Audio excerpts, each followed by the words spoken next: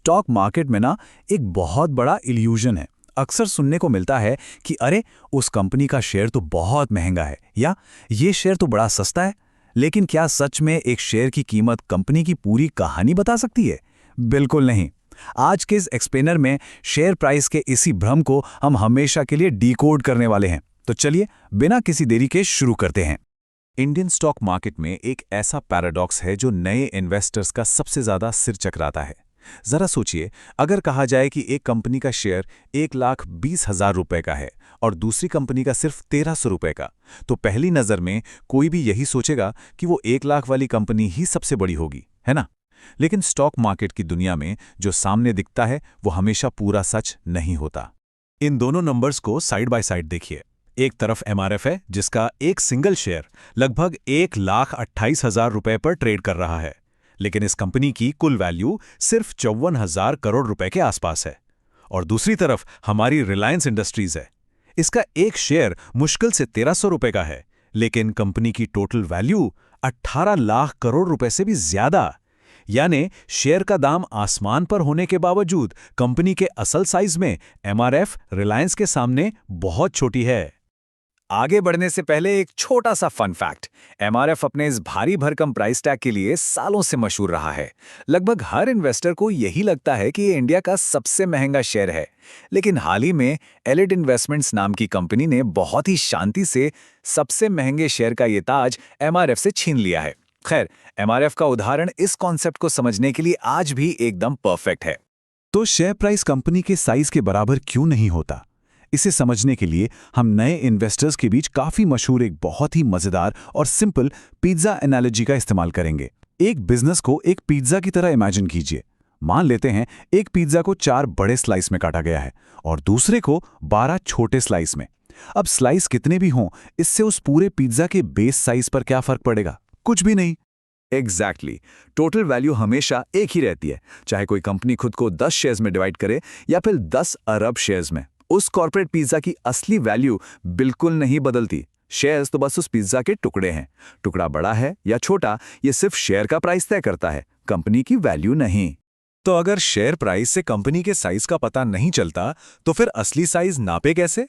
इसके लिए जो फाइनेंशियल टूल इस्तेमाल होता है उसे कहते हैं मार्केट कैपिटलाइजेशन या शॉर्ट में मार्केट कैप। यही वो असली मैथ है जिससे किसी भी कंपनी का सच्चा फाइनेंशियल फुटप्रिंट नापा जाता है। और इसका फॉर्मूला बहुत ही आसान है। बस एक शेयर के करंट प्राइस को मार्केट में मौजूद टोटल शेयर से मल्टीप्लाई कर दीजिए। चलिए इन असली नंबर्स को देखते हैं। रिलायंस के पास करीब 13,500 करोड़ शेयर्स हैं, यानी बहुत सारे लेकिन सस्ते स्लाइस, और इसीलिए इसका total market cap 18 lakh crore को भी पार कर जाता है। वहीं एमआरएफ के पास सिर्फ 42 लाख शेयर्स हैं, यानी स्लाइस बहुत ही कम है, लेकिन हर एक स्लाइस बेहद महंगा है। जब दोनों को मल्टीप्लाई किया जाता है तब जाके कंपनी की असली वैल्यूएशन सामने आती है।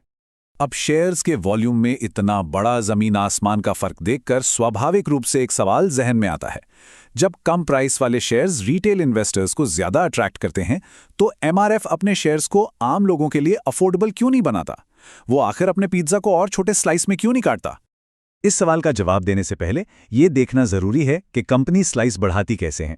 इस प्रोसेस को स्टॉक स्प्लिट कहते हैं। एक उदाहरण से समझते हैं। मान लीजिए किसी के पास 1,000 रुपए वाले 100 शेयर्स हैं। टोटल इन्वेस्टमेंट हुई 1 लाख रुपए। अब कंपनी 2 for 1 स्प्लिट करती है, यानी हर शेयर के 2 टुकड़े। इन्वेस्टर के पास अब 200 शेयर्स हो गए, लेकिन हर शेयर का प्राइस आधा होकर 500 रुपए हो गया। ध्यान दीजिए, टोटल इन्वेस्टमेंट वैल्यू अभी भी 1 लाख रुपए ही है। लिक्विडिटी जरूर बढ़ जाती है, लेकिन कोई नई वैल्यू जादुई तरीके से क्रिएट नहीं होती। मार्केट में कंपनियां अक्सर अपने शेयर्स को आम इन्वेस्टर्स के लिए ज्यादा एक्सेसिबल बनाने के लिए यही तरीका अपनाती हैं। इन रियल वर्ल्ड एग्जाम्पल्स को देखिए जो आने वाले समय में होने वाले हैं। R&B डेनिम्स, PVV इंफ्रा और V2 रिटेल जैसी कंपनियां 2:1 से लेकर 10:1 तक के रेशियो में अपने शेयर स्प्लिट कर रही हैं, ताकि हर शेयर का प्राइस कम हो जाए और ज़्यादा से ज़्यादा लोग इनमें ट्रेड कर सकें। लेकिन यहाँ कहानी में एक ज़बरदस्त ट्विस्ट है। एमआरएफ ने अपनी लिस्टिंग के बाद से आज तक कभी भी स्टॉक स्प्लिट में हिस्सा नहीं लिया है। जी हाँ, कभी नहीं। उन्होंने दशकों तक अपने बिजनेस की ग्रोथ को शांति से कंपाउंड होने दिया, और क्योंकि उन्होंने कभी अपने शेयर को स्प्लिट नहीं किया, उनके एक सिंगल शेयर का प्राइस बढ़ते बढ़ते आज 1 लाख रुपए के भी पार जा चुका है।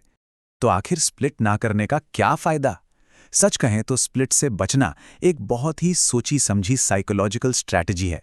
इससे मार्केट में ब्रांड का एक प्रीमियम ऑरा बनता है, एक एक्सक्लूसिविटी आती है, और इसका सबसे बड़ा फायदा यह है कि जो शॉर्ट टर्म ट्रेडर्स या रोज सट्टा लगाने वाले लोग होते हैं, जो मार्केट में बहुत ज़्यादा वॉलेटिलिटी लाते हैं, वो इतने महंगे शेयर से कोसों दूर रहते हैं।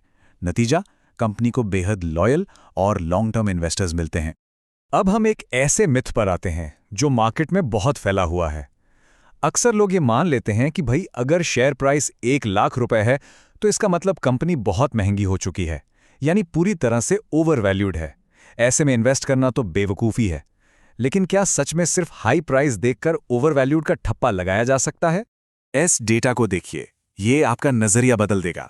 असल वैल्यूएशन का पता शेयर प्राइस से नहीं बल्कि प्राइस टू अर्निंग्स यानी पीई रेशियो से चलता है। आसान भाषा में कहें तो कंपनी के असल प्रॉफिट के 1 रुपए के लिए इन्वेस्टर कितना पैसा देने को तैयार है। डेटा साफ दिखाता है कि एमआरएफ का पीई 22.1 है और रिलायंस का 22.4। शेयर प्राइस में इतना बड़ा फासला होने के बावजूद मार्केट आज इन दोनों कंपनियों को लगभग एक जैसी ही वैल्यू दे रहा है ना कमाल की बात? तो इस पूरे एक्सप्लेनर का सबसे क्रूशियल टेक अवे क्या है? स्मार्ट इन्वेस्टर्स कभी भी सिर्फ शेयर प्राइस देखकर अपने फैसले नहीं लेते।